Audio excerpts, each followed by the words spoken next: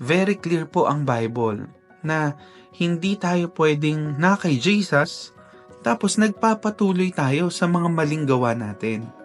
Kapag tayo po'y na kay Jesus, kino-convict niya na tayo doon sa tamang lakarin po ng Panginoon. Colossians chapter 3 verse 5, put to death therefore whatever belongs to your earthly nature. Ano-ano po yon?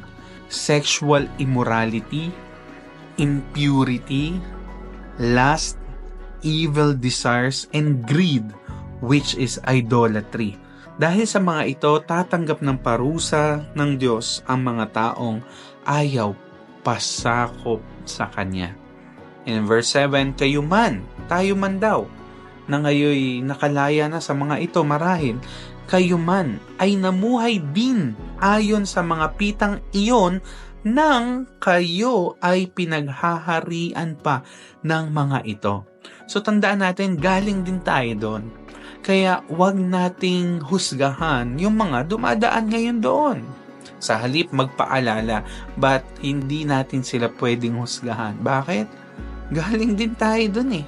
So grasya ng Diyos kung anong meron tayo ngayon at magpatuloy sa grasya ng Diyos, kaya wag natin husgahan ang ating kapwa.